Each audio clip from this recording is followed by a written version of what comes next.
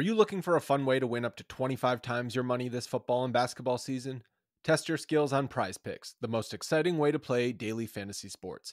Just select 2 or more players, pick more or less on their projections for a wide variety of stats, and place your entry. It's as easy as that. If you have the skills, you can turn $10 into $250 with just a few taps. Easy gameplay, quick withdrawals, and injury insurance on your picks are what makes Prize Picks the #1 daily fantasy sports app. Ready to test your skills? Join the Prize Picks community of more than 7 million players who have already signed up. Right now, Prize Picks will match your first deposit up to $100. Just visit prizepicks.com/bluewire and use code BLUEWIRE. That's code BLUEWIRE at prizepicks.com/bluewire for a first deposit match of up to $100. Prize Picks, daily fantasy sports made easy.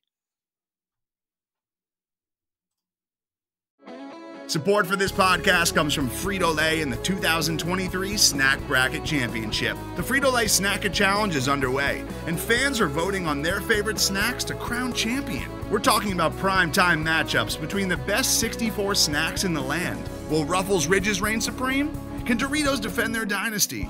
Or will Smart Food use their smarts for a surprise upset? Only you can decide. Get in on all the action for a chance to win up to $1,000 or a year's worth of snacks. Let your snacks be heard. Just go to fritolaysnacket.sbnation.com to vote and enter for a chance to win. No purchase necessary. Sweepstakes ends April 3rd, 2023. Void where prohibited. Year's worth of snacks awarded in the form of 52 coupons, each good for 1 bag of chips. See official rules at fritolaysnacket.sbnation.com.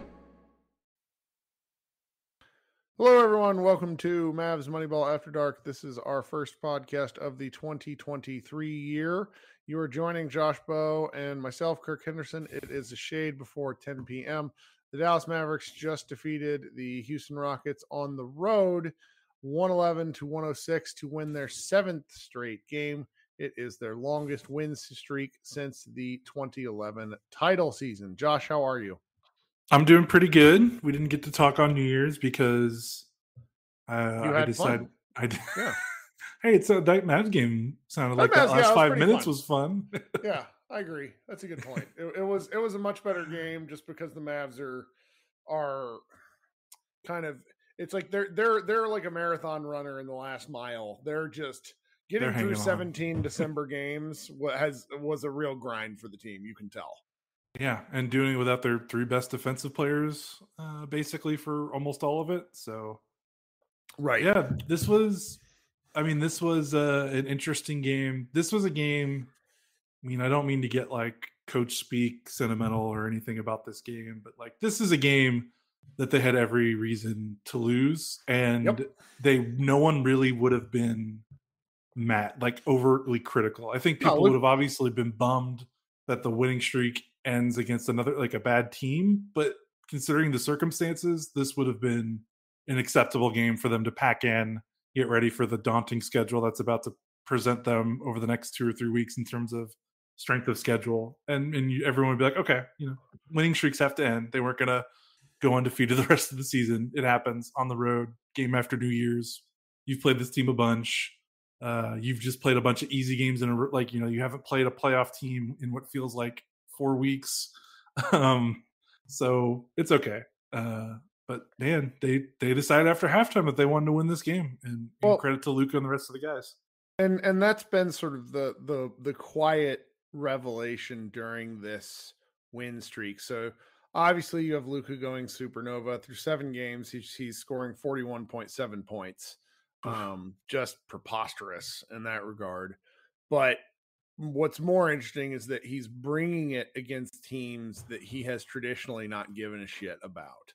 I thought he just looked tired in the first half tonight, and then sort of willed the Mavericks back into the game. He only had 10 points at half and finished with 39. I mean, a 29-point second half for Luka is kind of, I don't want to say it's unheard of, but he tends to lose steam because he's a human being playing a physical sport. He's not but recently he's sort of been Derrick Henry of the Mavs, where he just gets stronger as the game goes on. And I don't know, it's nice to see. Obviously, you're looking at the box score, there are some really interesting contributions from the rest of the team. The bench wasn't able to do much, but it's not like they have much off the bench at the moment. and Right. and that's okay. You sort of live with that.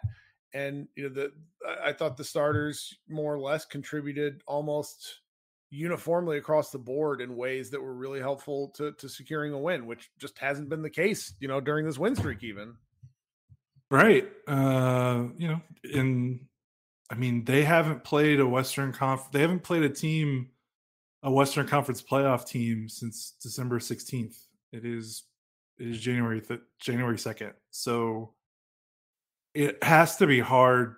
I mean, I'm not trying to make excuses, but like it just has to be hard to maintain that level of juice like throughout this stretch. And I know, missing the players that they're missing. You talked about like the bench didn't do anything because they have no bench, and it's pretty absurd what the rotation looks like right now, and just the minutes these guys are playing. And it's no one's fault. I mean, honestly, I think Kidd is stealing more minutes from this bench than I would have predicted if you told me what the lineup was going to look like for the next couple of weeks. If you told me at the beginning of December, like he's getting minutes out of McKinley Wright, he's getting minutes out of Theo Penson, he's getting, I mean, these guys aren't supposed to play and they're playing. And I'm not saying it's great or they look great, but they're stealing, they haven't lost a game yet because of it. So, maybe that luck runs out as they finally start playing some better teams. But yeah, it's just nice to see. And yeah, this winning streak feels like I don't know if it will be, but it feels like a turning point for Luka. Like you said, like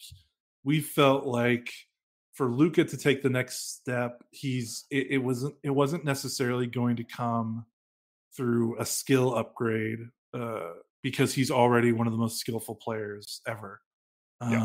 We talked about that his path as a 23-year-old going forward to take the next step as an NBA superstar, a lot of it was mental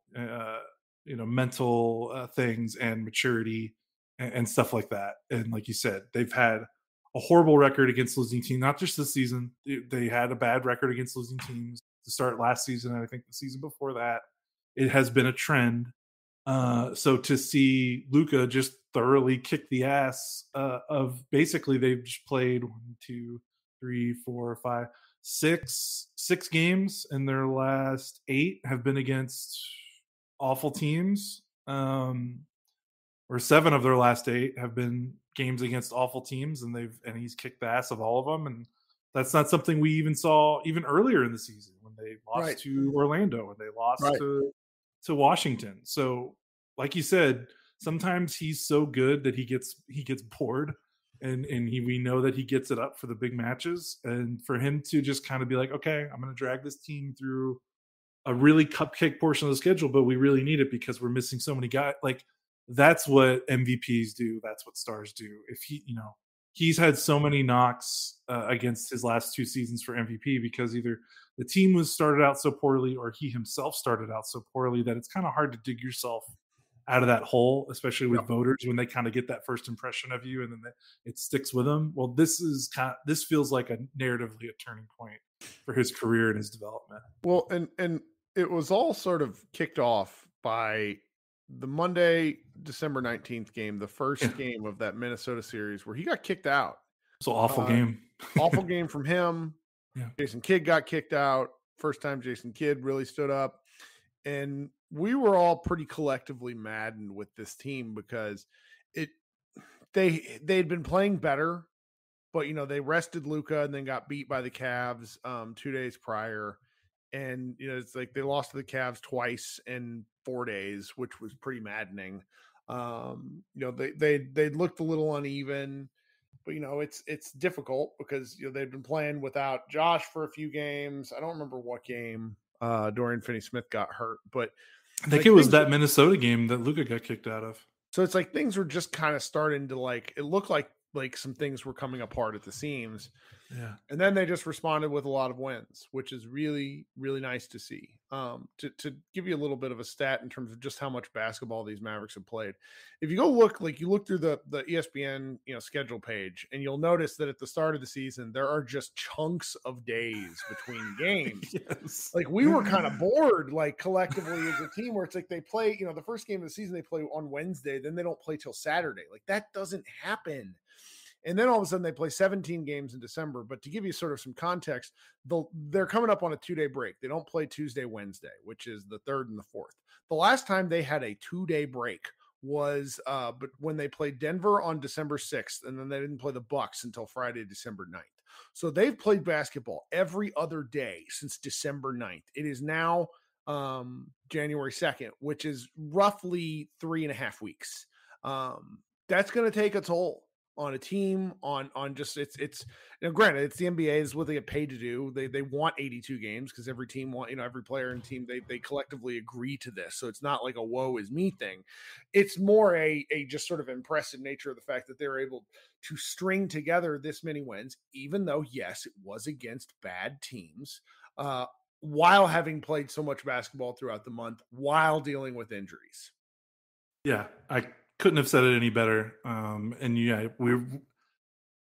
we just have to accept the fact that this team, this is the 3rd year in a row where they had a slow start. This is the 3rd season in a row, slow start. And then for whatever reason, injuries and roster, like when the adversity gets cranked up to the highest, it seems to be when they respond. And it's not just like a Luka thing and a player thing. It feels like a coaching thing. Like, I don't know if, Jason Kidd maybe being forced to use the best lineups that he can use with some of these players out.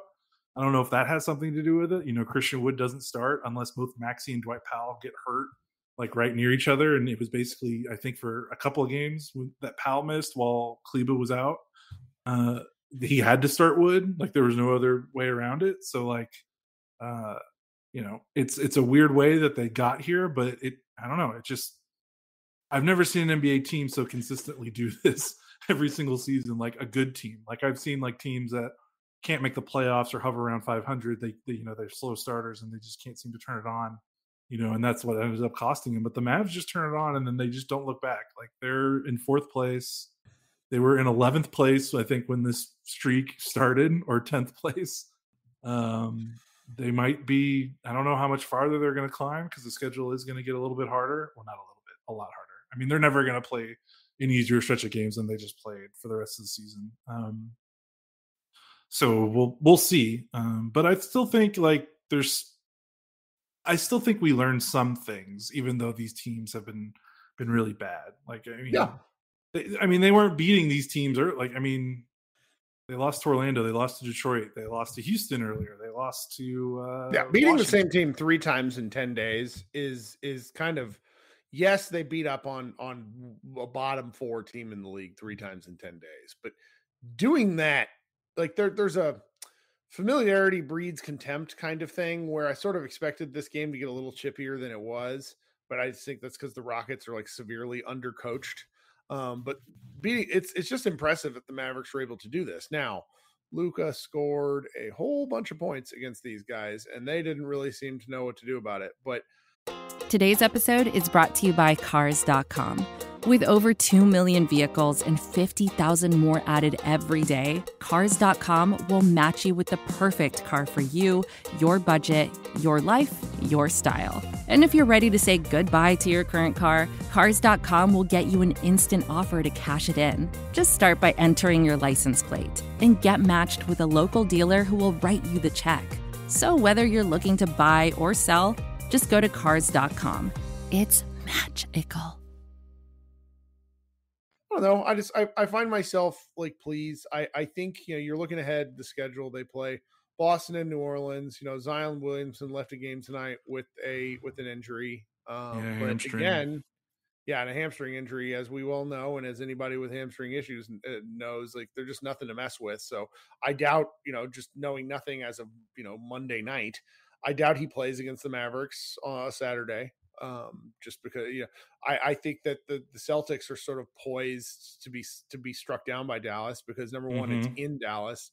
Number two, the Boston offense has cooled just enough. They haven't they're like 2nd or 3rd in the league, relatively speaking, but their offense was just like they were crushing for such a long time. They lost to the Nuggets pretty badly last night. They play the Thunder tomorrow night. And, if they don't get back on track against the Thunder, then I'm going to be really interested to see what they're like coming into Dallas. but there's still a couple opportunities for the Mavericks to notch some key wins, because then they head out on like a 5-game road trip that covers the better part of I don't know, it's like 7 games. It's West 5 Coast games trip. in 7 days. It's a tough, those West Coast trips are tough. So I'm going to be, they're 6 games above 500 right now, which gives you a little bit of cushion relative to where they were before the streak started, when they were right at 500. So if the Mavericks were to go on, like, I don't know, lose like 3 out of 5 or 4 out of 5, not as big a deal. it's frustrating as shit, but it's also, you have the cushion right there. So, and that makes you feel better. So I don't know. I mean, we're not really talking about the game as much, because I'm not really this game was just sort of whatever. Like, if 18-point comeback win. Which is impressive. Like, if you only watch the Rockets when they play the Mavericks, like, you would think Jabari Smith Jr. is like the greatest basketball player alive. Prior to this game, he was shooting in the 60s against the Mavericks in their 3 previous games from 2. He was, again, pretty good tonight. Kevin Porter kind of shot him out of the game. Jalen Green is just a player I'm so glad I don't have to root for. He would drive me crazy. He feels like he's in that Dennis Smith category for you. Like, he's incredible, like, talent, but it doesn't seem like he knows how to use it. There was an incredible clip of Eric Gordon floating around from 2 games ago, where somebody asked, like, how he thought the team had improved since the year started, and he said they haven't. He's not wrong. Well, I liked, like he was so bad against the Mavericks the other night, and he's an older guy. I think he's 33, but like, I don't know, he'd be a guy that I'd want on a buyout if the Mavericks could make it happen. Goodness gracious, yes. He's just a talented, big, burly, incredible scorer. Like, the Rockets just have some fun guys. They're going to figure it out. Like Tari Eason, Kevin Martin Jr. They just have a bunch of dudes that once they figure out how to play together, I think they're going to be pretty good. But they're so, I say, undercoached, but because it just doesn't look like they respond to Silas. But to lose a game like they lost tonight is pretty crushing for them. But again, you're playing against Luka, and it's just something like that is going to come back and hit you in the mouth. Yeah, for sure. I commented earlier on Twitter that, they don't look like a team that's coached. They look like a team that gets told what to do before the game starts. And then once the game starts, they just, like, it's like they're playing on their own. Like, it's like the sideline doesn't even exist. Like, you just watch how their offense just has, like, when they need a bucket or like when the game gets tight, they just have it looks like they have no idea what to do. And I know that's commentary with a very young team. It might not necessarily be coaching, but it just doesn't look very good. But this game specifically, it was good to see Luka had turned on the second half. Dinwiddie made the clutch shot. Luka passed the ball up and such a push off. I loved it. Like, it was a violent push off. It was like MJ. It was like an MJ move. Christian Wood had 5 blocks and only 1 turnover. Made a 4-point play in the fourth quarter. He was pretty huge in the second half. What stat did you find out about Mavericks and 4-point plays? I didn't. I wanted to look it up because, good Lord, does it feel like they lead the league. Well, the Wood thing is something, like, you and I haven't talked about it because I don't know how to, because I don't know what the Mavericks are going to do. I think that there's a tyranny. I sort of said this to Dalton Trigg when I was either talking to him on a podcast or in a chat today, but I don't mind sharing it. Like, there's a tyranny of the moment thing going on with Christian Wood, in my opinion, where he's obviously playing great. He obviously fits as well with Luka as any big man as we have seen, other than maybe like Dwight Powell. But I don't think you rush to give him anything. That's not how you negotiate. Like, he has been on 7 other teams. There's not a huge market for him. Is he going to go to Charlotte? I don't know.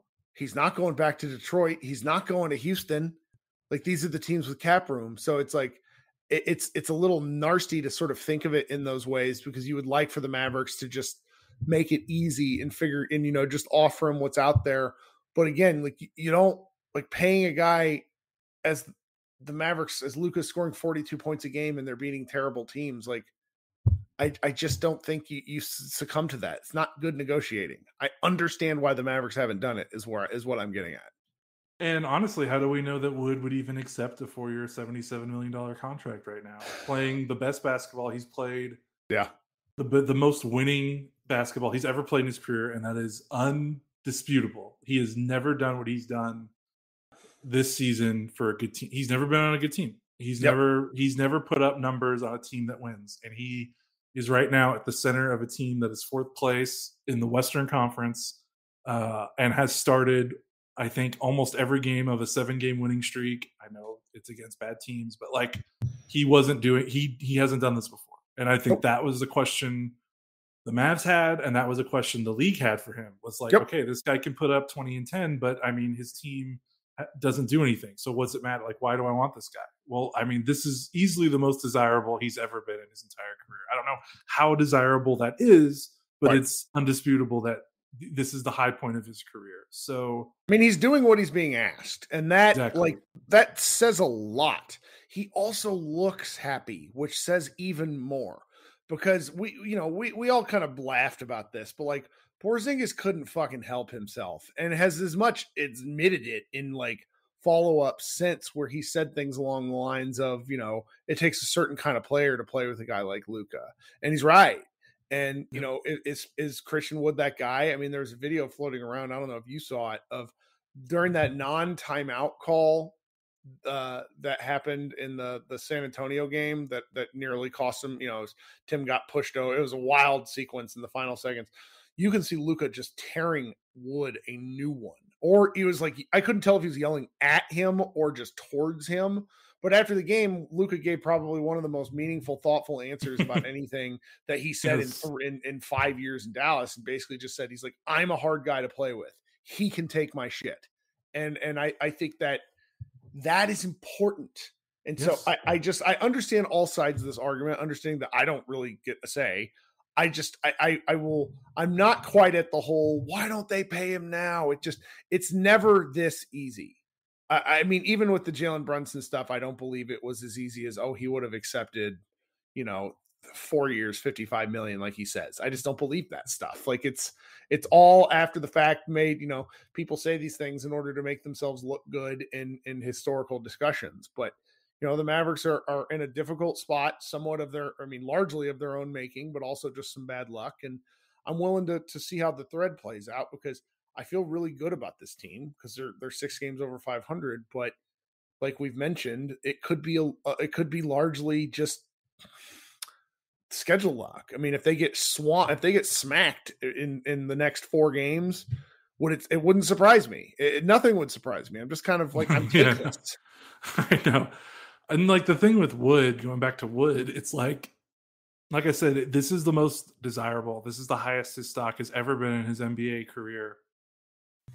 And 4 for 77 is a lot, and it would be the biggest contract he's ever signed, I think, in totality. But I mean, the contract he's on now, I think the average, I don't know I can't do the math on the fly, but he's making between 16 and 18 per year right now. 4 for 77, I mean, would be,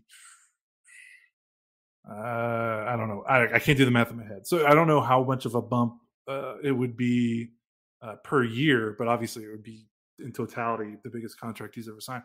But there's part of me that's wondering, he's probably looking at this, he's looking at the flowers he's getting across the league and from media, and he's looking at his own performance, and he's looking at the win streak, and he's looking at his numbers, and he's probably like, dude, if I finish the season like this, and we, if we keep winning, if we finish as a top 4 seed, if we win a playoff round, and I'm putting up these numbers, he's going to get 4 years, 100 plus from some team will do it. I'm not saying it's going to be a great, Charlotte will give him that money. There will be a team that gives him that gives him more than 4 for 77 if he continues to play the way he's playing and the team continues winning. So again, I wouldn't put it past him if he wouldn't, not accepting that offer. Now, I'm not saying, again, it's like, well, some people the Mavs should offer it anyway. It's like, I don't, it's tough. It's January. The big thing is a trade deadline. If he's still on the team after the trade deadline, then we can start wondering if they're going to pull the Brunson, if we start going down the Brunson road. So there's still time, but we have to admit they've got about a month to get this figured out in terms of where is this guy going to be long term? Because if they figure that out in March, that they want him to be with the team past this season, there might be some trouble there. Like if he continues playing well, he might be like, you know what, I'm not signing it now. I've got, tampering isn't a rule. Like it's a fake rule. Like he will know if he's going to get that contract by the time the season's ending. Like that's just how the NBA works. So while I don't think the Mavericks should rush into anything, and I understand Wood playing his this is the most leverage he's ever had. He's going to use it. They do need to figure it out in about a month because the trade deadline's coming. If you have to figure it out, because if you don't and you basically repeat the Jalen Brunson situation. I mean, for a team that has had so many roster building stepbacks in the last 4 years, they can't afford another one. So, we've got to give the Mavericks the benefit of the doubt, maybe here for a little bit of patience is required. They also are kind of on the clock, and they need to know what they want to do with him long term before the trade deadline. So they know they're either going to keep him and offer him that extension, or they have to trade him if they're not going to hold on to him long term. So they need to figure that part out. Well, there we go. We talked about Wood. Congratulations, us. There we go. Yeah. It's about all I got. I'm glad to see Tim Hardaway's foot wasn't hurt. That kind of freaked me out. Dude, that looked, when I saw the replay, I was like, oh no. Because it didn't look like on the much. court. Yeah. And you worry about that kind of, Yeah. That always spooks you out the most when it doesn't look bad and he goes to the locker room. But he was fine. So good for him. Well, here we are. All right. We talked more about this game than you thought, huh? Well, we didn't even really talk about the game. We always do. All right. This has been Kirk and Josh. We'll be back here on Thursday with stuff. We got some posts coming up tomorrow that I like. Yeah. Thanks for hanging out with us. We'll see you in a couple days. Bye, guys.